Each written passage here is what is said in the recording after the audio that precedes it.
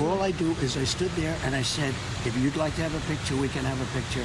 If somebody did it, this was a setup by the people in the administration that, oh, Trump is coming to Arlington. That looks so bad for us. Bullshit. Straight up bullshit.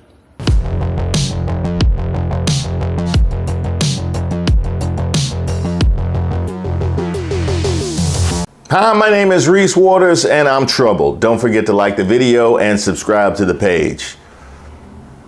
Y'all saw it.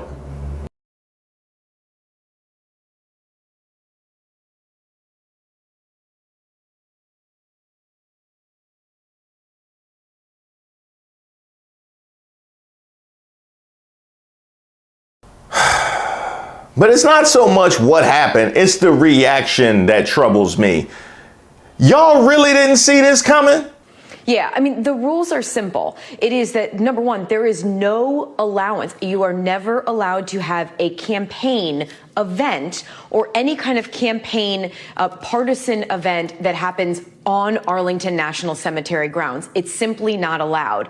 Now, this is where this got a little bit gray, Katie, and that is the fact that former President Trump was invited to this wreath-laying event by the families of several of the service members who were killed at Abbey Gate 3 years ago.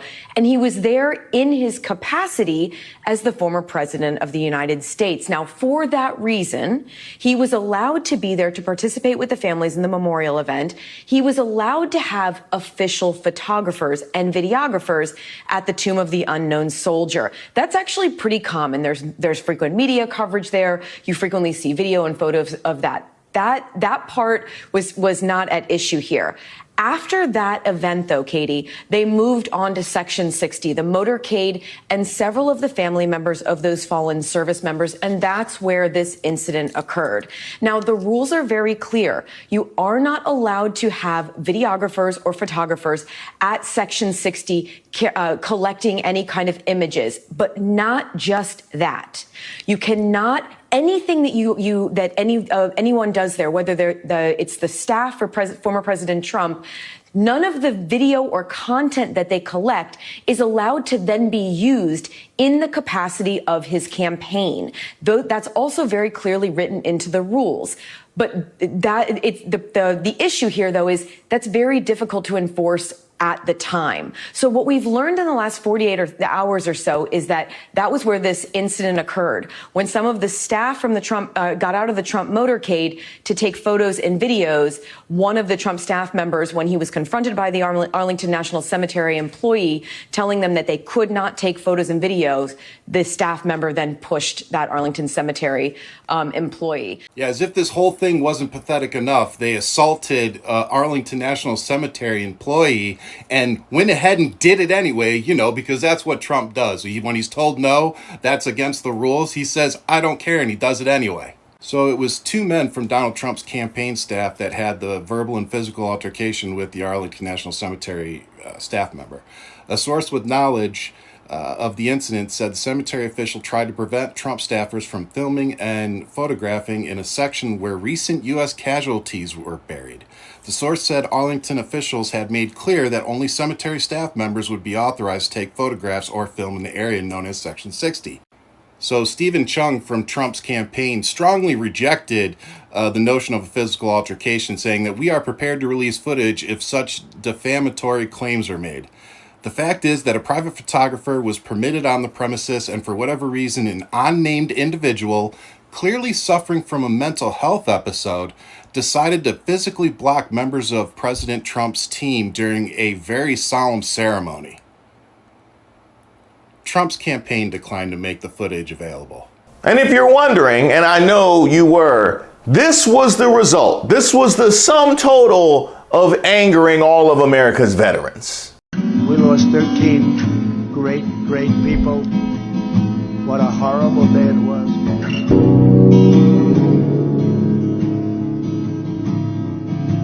We didn't lose one person in 18 months. And then they took over that disaster, the leaving of Afghanistan. Oh, no, wait. It gets worse.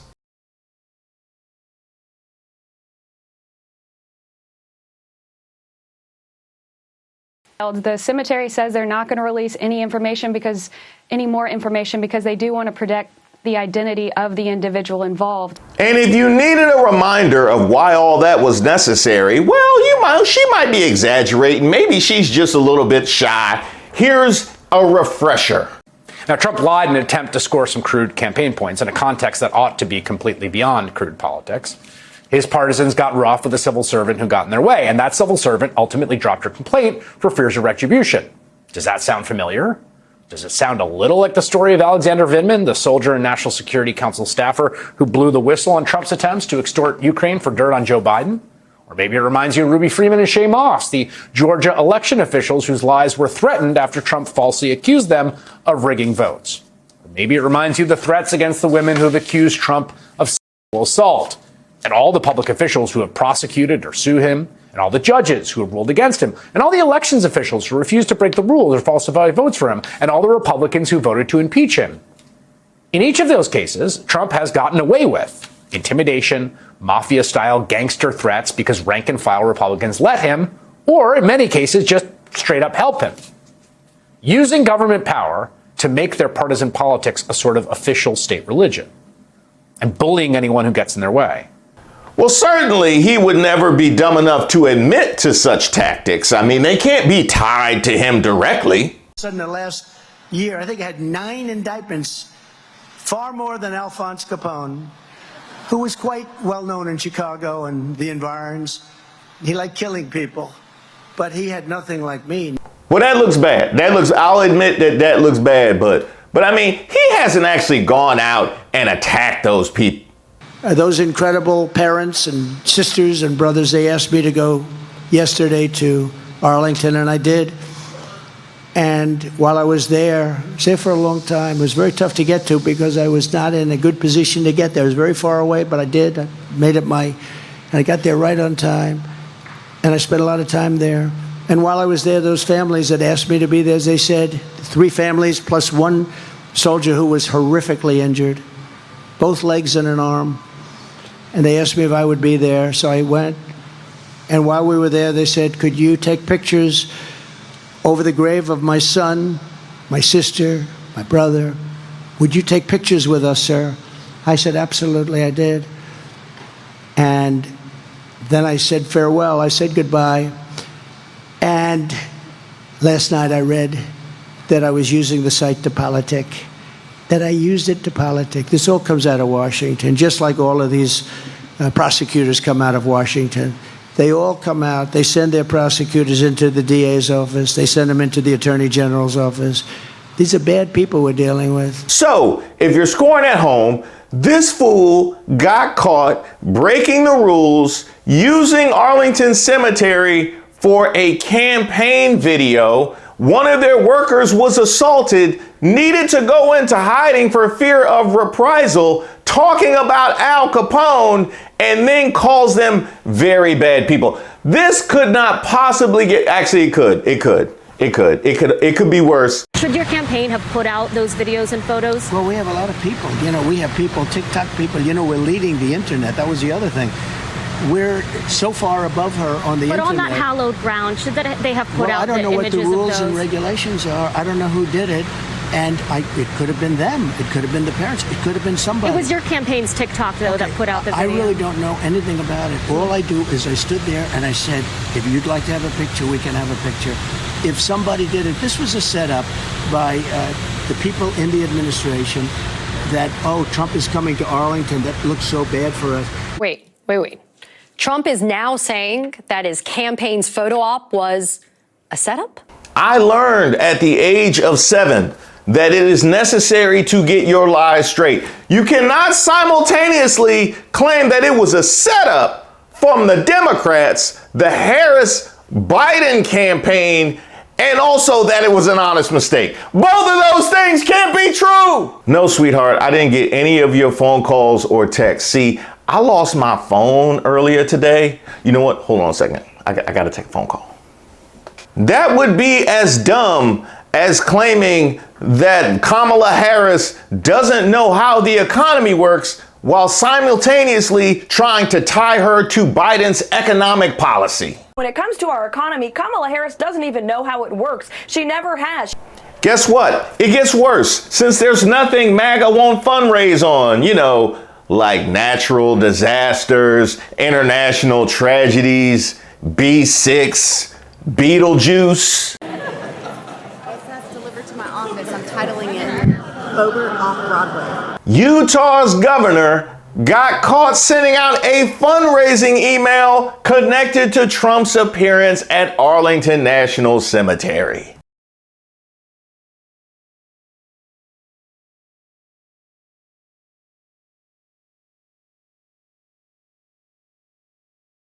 Try and explain that one. And no, not you, Maggie Haberman. I do not want to hear from Maggie Haberman or Katie Tur or Megyn Kelly or Cat Turd or any of Trump's other sycophants in the media. And yes, I put you all in the same category. You know who I actually want to hear from though? You know who I want to hear from?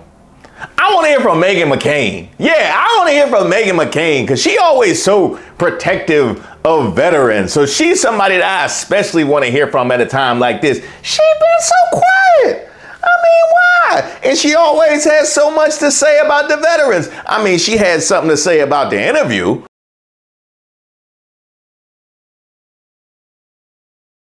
She better say something because these veterans aren't having it. So none of y'all know this, but my last 2 years, I was the operations sergeant at the Provost Marshal's office on Fort McNair in D.C. I was responsible for security at wreath-laying ceremonies at Arlington. There were about one a month, give or take. At least one a month, I would say. A lot of foreign dignitaries would come and show their respects.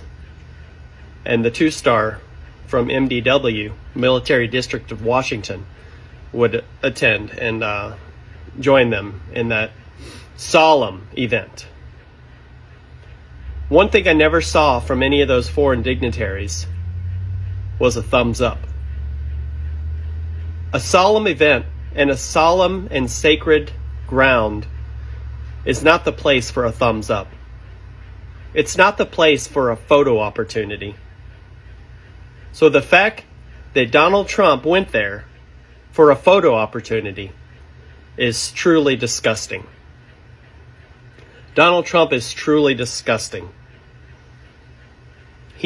It's just another case of him crapping on veterans. And if you don't see that, well, then you're part of the problem. Donald Trump is such a horrible person, and I just can't stand to look at his face and hear his name, but people need to know what a piece of dirt he is. So Donald Trump did one of the most despicable things I think he's ever done since I've known of him, and that's saying something. Donald Trump decided to visit Arlington National Cemetery. Now, as an American citizen, he can go. He's more than welcome to.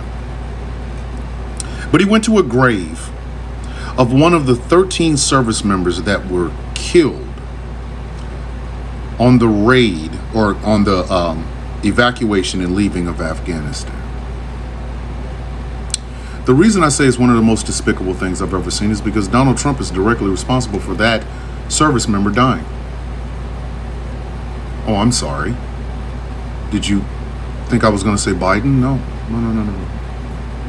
See, Donald Trump screwed that up from moment one. We had a government installed in Afghanistan. We did. But Donald Trump didn't negotiate with the Afghan government. He negotiated with the Taliban. You remember the people that we had been fighting all this time in that country? What the fuck, did y'all think we were only fighting Al-Qaeda? Who was protecting Al-Qaeda? The Taliban. He negotiated directly with them. Directly. Did not even have the Afghan government at the table. Oh, I'm sorry. And I have to keep reminding you of this. He wanted to meet with the Taliban at Camp David on September 11th. Hello, my name is David Lucier, and I'm a U.S. Army Special Forces Vietnam combat veteran with civilian service in both Iraq and Afghanistan. I'm also an honored member of the Arizona Veterans Hall of Fame.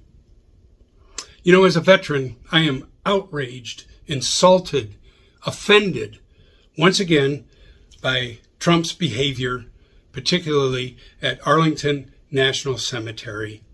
This is an outrage. You know, a few weeks ago, I experienced an unprovoked attack by a Trump supporter. My veteran status was clear as day.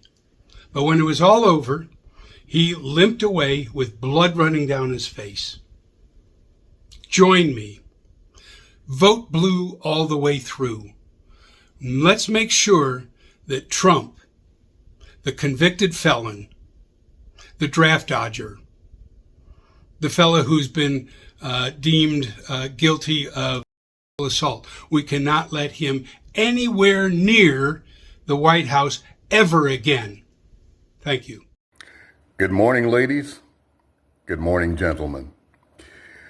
I'm going to be quite measured on what I have to say this morning because my insides are just boiling. Most of you know that I took my 7th trip to Washington, D.C. in July to visit the wall. My second stop on that trip is always Arlington National Cemetery, because that is where heroes are laid to rest. I wake up this morning and I find that the giggling gonad, Petey the Pimp, the Duke of Dysentery, was at Arlington to honor the slain in Afghanistan. I can't even tell you how sick that makes me to my stomach. The person who took 5 deferments for bone spurs, standing at the grave of heroes to make a point. He did this because all of a sudden he knew that he stepped on his dick when he was talking about the Medal of Honor being the same as the Presidential Medal of Freedom. We know that was bullshit. But here's something maybe you don't know. That Donald Trump currently, at this moment, is suing the VA in Michigan. Why? Because the VA in Michigan wants to open up polling places to make it easier for veterans to vote. Because of all the gerrymandering and the redlining that has gone on in the state of Michigan, Trump doesn't want that. So he's suing the VA of Michigan. All this bullshit about how much he loves and appreciates soldiers and their service is all bullshit. Straight up. Okay, stop. Let's stop right there, because he mentioned a few things. Disrespecting soldiers with Congressional Medal of Honor, which, by the way, was just a few weeks ago. I always say there are 2 awards, is the Medal of Honor, and oftentimes is posthumously where, you know, they're not there. Oftentimes they've died in battle and they're getting the award. And then you have the civilian version, the Presidential Medal. And I always say I'd rather get the Presidential Medal because the guys that came in, other than you and a few others, oftentimes they've suffered greatly, right? They've suffered greatly, or they're not around. Oh, my bad. Sorry. That was him repeating the same thing this week, doubling down on his screw up. I have to say, Miriam, I watched Sheldon sitting so proud in the White House when we gave Miriam the Presidential Medal of Freedom. That's the highest award you can get as a civilian. It's the equivalent of the Congressional Medal of Honor, but civilian version. It's actually much better because everyone gets the Congressional Medal of Honor. That's soldiers. They're either in very bad shape because they've been hit so many times by bullets, or they're dead. She gets it, and she's a healthy, beautiful woman. It's and they're rated equal. Yeah, that's how much he cares about your feelings. Now, he also mentioned not only Congressional Medal of Honor screw up, he also mentioned him suing the VA in Michigan. And that is exactly where I land with this, because a man like Donald Trump disrespecting the military, I have to ask, what made you think he was going to respect the military? I need to know. I need to know what in his 80 years made you think he was going to respect the military. Mr. Bone Spurs, who's still greenlit challenging Tim Walz's record? That guy you think would respect the military? The man who doesn't respect women, he doesn't respect black people, he doesn't respect Latinos, he doesn't respect journalists, he don't respect doctors, he don't respect scientists, he don't respect the disabled, he don't respect children, he don't respect diplomats, he don't respect football players, he don't even respect his own hair. You thought this man was going to respect the military, after he reportedly referred to 1,800 Marines who lost their lives as suckers. And he told me, he said, I don't want to go in there because they're a bunch of losers and suckers. My son was not a loser, was not a sucker. You're the sucker. You're the loser.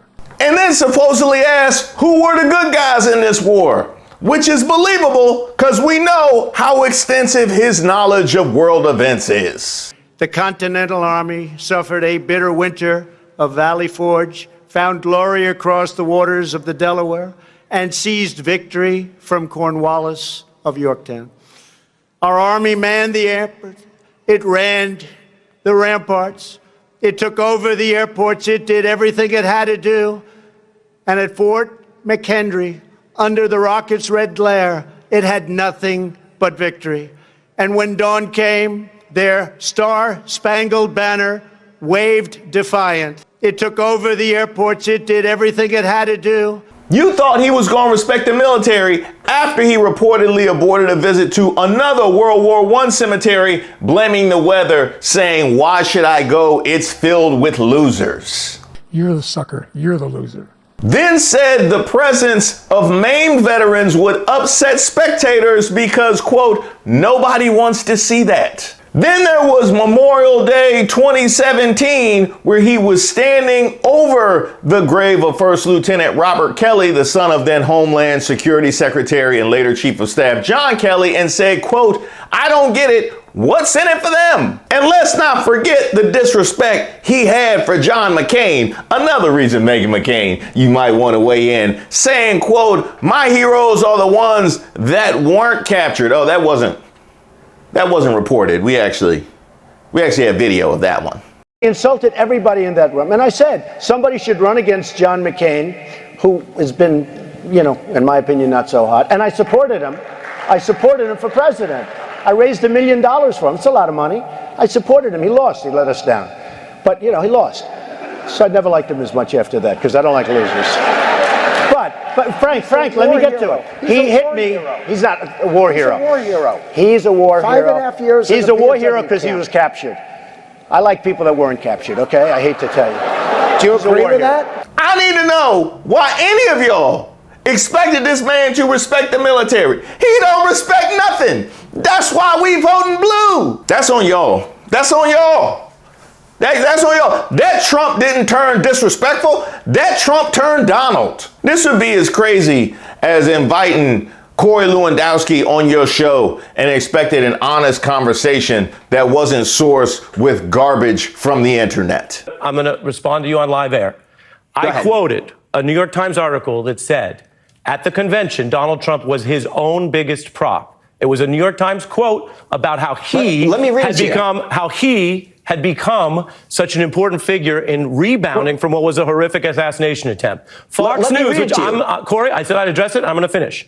Fox News, many viewers may not know about this, but apparently you do, and some do. Fox News, which has been caught in defamation, ran a false piece, falsely stating that I said something else that I didn't say. So I stand on that. I stand on the New York Times quote. So you quote. didn't say this bandage was a prop, a spectacle from a candidate who was obsessed with spectacles. Mr. Lewandowski, I did not say that. That is a false quote. Right here. And it's clear. What you have is a false quote. What you have is a false quote. And I'm putting you on notice. If you continue to repeat falsely that I said that, you will be potentially in a defamation situation because I didn't say that. But I understand that you're working off the internet, which is a lot of false information. This is what it says. I wish you luck with that. And Corey Lewandowski, we gave you time. So you I appreciate you coming to the on. president for that. Thank you for joining me. MAGA, I don't want to see those tears. Stiffen up that lip. This is the man y'all chose to get behind. So sit there and eat your unpatriotic, disrespectful, cowardly food. And by all means, do not tell me you're surprised. Sincere thanks to everybody who's reached out to me and submitted suggestions for videos. Keep them coming. I take submissions for ideas for a video, suggestions for Racist of the Week. If you have something that just troubles you, or you just want to send me a note, because I love getting those notes, go ahead and shoot me an email at reese@reesewaters.com. I also have a newsletter that I send out periodically, so you'll be receiving that as well. You can also sign up on my website, reesewaters.com.